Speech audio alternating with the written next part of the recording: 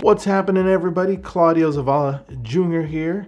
I hope you are all doing well. Welcome to the Mobile Photography App Series Part 2. In these series, I'm talking about photography apps, giving you the breakdown of the apps and my take on them. By the way, you can check out Part 1 on Photoshop Express by clicking on the link up here. This week, I'm going to be talking about Camera Plus 2. I've been using this app for several years now and really have enjoyed the result. You can take some pretty nice pictures using the manual features available in this app. In addition, there are some nifty editing tools available in this app that you can use to make some very creative images, kind of add your own taste, kind of a stylistic approach to your photos. And without any further ado, let's go ahead and take a look at Camera Plus 2. And here we are out in my backyard looking up at the sky. You can move the focus point there, and to the plus sign right there lets you lock it in, so you can lock focus and exposure. Take a little snapshot there. You can use some of those tools at the top, like the macro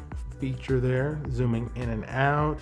You can use the portrait mode available if you have that type of phone. You can also crop the size of your image, switch out the different lenses in your phone.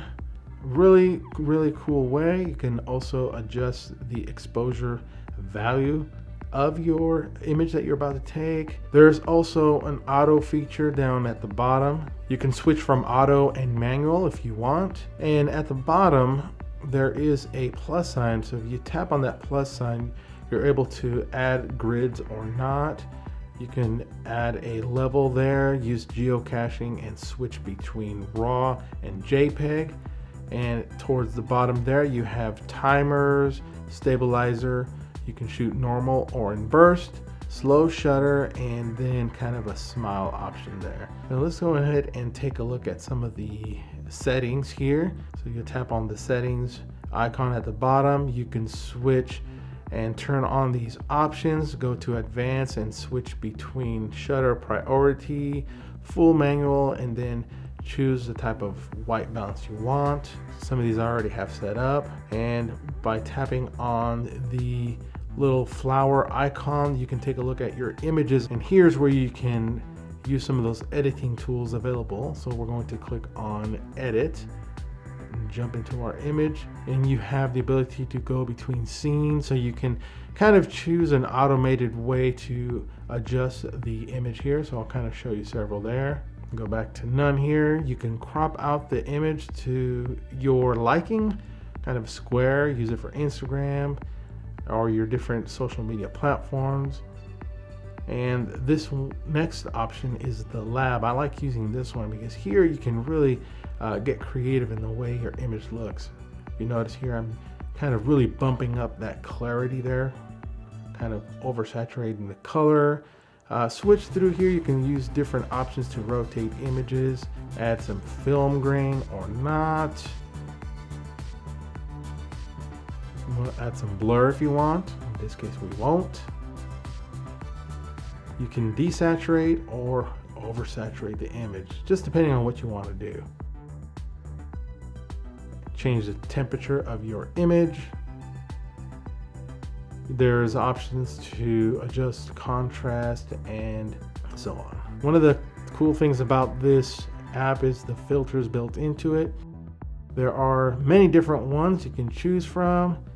Color, retro, specials here. Just kind of look through here and pick the one you like. I'm kind of attracted to this one back here. Let's look at tail fin here, kind of like this here. You can tap on advanced and kind of adjust how strong you want this filter. We're going to go ahead and kind of make some further adjustments in contrast and brightness here. And then we will check on that little checkbox and head back to filter so we can see, make a little bit of adjustment here. And the next option there is frames. I normally don't use this. This is if you want to add a frame around the image.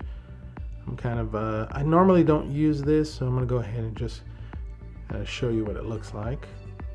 And there we go, we have it.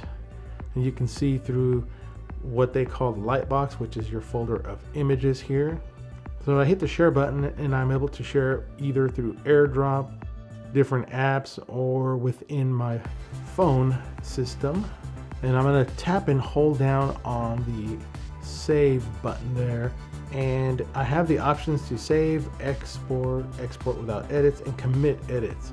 Commit edits will save everything that I've done to this image and keep it intact. Otherwise, it'll revert back to its original state. So I'm going to commit the edits, and then I'll tap and hold it again and choose to either save and export. If I save, it will save and remove it from this app. But if I choose to export, it will keep the image here and export it to my camera roll. I can click on the info button to get a little info about this image and go ahead and close out.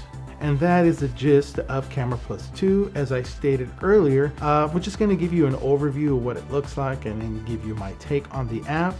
Currently, this app is only available on iOS devices and costs $2.99. I'm very picky on the apps that I purchase. The reason I went with this app years back was that the native camera app didn't give me the ability to manually control the photo I was going to take, so that's why I purchased this one at the time, and it had just been able to update since then. Now most of these cameras come with these manual controls already in the native app. The nice thing is that these apps now integrate all those features within it and add a little bit extra. So if you're looking for more manual control and a little bit more of creative control, you might like this app and give it a shot. So please let me know your thoughts. What do you think about it? Add them to the comments below. If you've enjoyed this video, learned a little something new, please give it 2 thumbs up by clicking on the like button below. And if you haven't done so, click on the circle here and you can subscribe to this channel. And don't forget to turn on your notifications so you'll see the videos pop up as I add them to my channel. Thanks again for stopping by and checking out part 2 of this series. Join me next week for part 3. Until then, peace. I'm out of here.